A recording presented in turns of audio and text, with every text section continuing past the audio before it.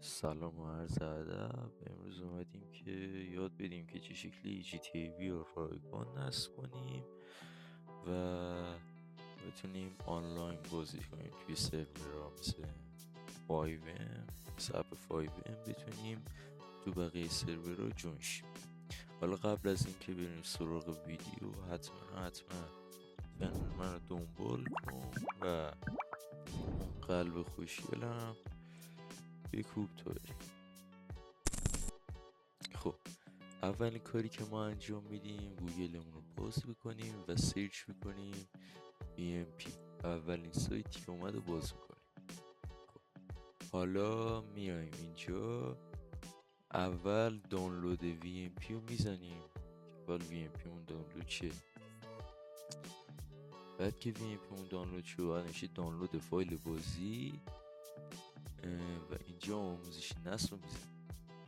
خب بعد که اومدیم اینجا روش اول دانلود بازی بنویش دانلود بازی از dl.vmp.io اینو میزنیم و اینجا 29 پارت رو دانلود میکنیم. خب حالا من 29 تا پارت رو از قبل دانلود کردم. خب و الان ما اینا رو استرک کنیم. خب حالا وقتی که استرک کردیم من پیشنهاد کنم توی درایو دیتون استرک که فایلاش اینجوری میشه. خب وقتی این کارو کردید شما VMP تون رو باز میکنید و صبر میکنید تا بخشیش دانلود شه. بعد که دانلود شد یه بخشی از VMP میگه فایل GTA کجاست. شما از همون جایی که استرک کردید فایل GTA تون رو میای همونجا این GTA 5 رو میزنید و اوکی رو میزنید. خب بعد دوباره شروع میکنه دانلود کردن یه چیزی و بعد تمام میشه و این صفحه باز میشه که الان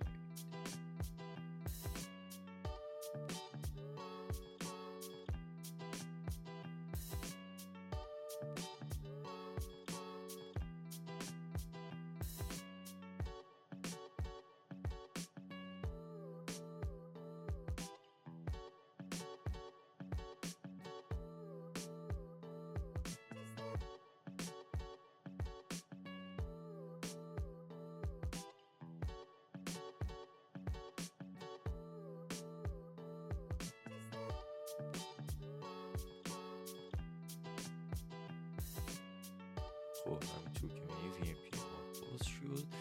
حالا میتونید شما اینجا لاگین هم کنید که راحت تر کارتون رو انجام بدید. خب من سروری که پیشنهاد میکنم شما برید Redline RP هستش، سرور خوب و پر RP بزرگ.